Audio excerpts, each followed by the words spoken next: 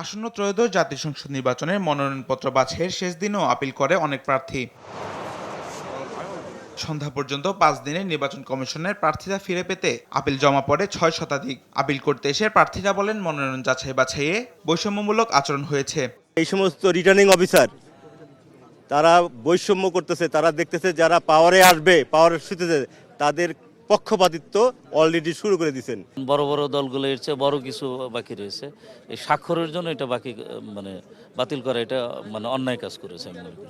এখন নির্বাচনে যে মৌসুম বা ধারাবাহিকতা আসবে এবং সামনে যেই সময়টা আসতেছে জাতীয় নির্বাচন কমিশন সকলকে যাতে সমানভাবে দেখে। তারা প্রত্যাশা করেন সঠিকভাবে যাচাই বাছাই করলে মনোনয়ন ফিরে পাবেন তারা। আমি আজকে আপিল করেছি, আমি শতভাগ আশাবাদী ইনশাল্লাহ আমার মনোনয়নপত্রটি বৈধ হবে। আমি আপিল করতে এসেছি, যদি আমার কাগজপত্র সঠিক হয়ে থাকে আমি আশাবাদী যেন আপিলের মাধ্যমে আমার প্রার্থিতা ফিরিয়ে দেওয়া হয়। ভবিষ্যৎ হোক নিরাপদ, বিনিয়োগ হোক বিশ্বস্ত, আর আমার পছন্দ সল্ট বে। ওয়েলকাম টু সল্ট বে। যদি সুষ্ঠুভাবে বিচার হয় তাহলে অন্য কোনো যদি প্রভাব এখানে না আসে, অবশ্যই আমি আশা করি যে কারণ আমার যাদের বিরুদ্ধে অবজেকশন দিয়েছে তারা নিজেরা সেখানে সাক্ষী দেবে।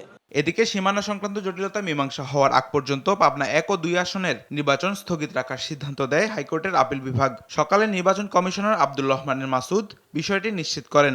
বাংলাদেশ সুপ্রিম কোর্টের আপিল বিভাগের আদেশের প্রেক্ষিতে 1 ও 2 স্থগিত করা হয়েছে কোন পর্যন্ত আদালত পরবর্তী আদেশ না পর্যন্ত। তবে কয়েক ঘন্টা পরেই বিষয়টি সঠিক নয় জানিয়ে বিবৃতি দেয় নির্বাচন কমিশনের জনসংযোগ কর্মকর্তা।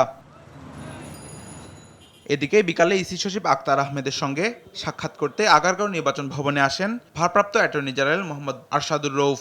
তবে বৈঠকের বিষয়ে কিছুই জানায়নি কমিশন। তামিম মাহবুব, দেশ টিভি, ঢাকা।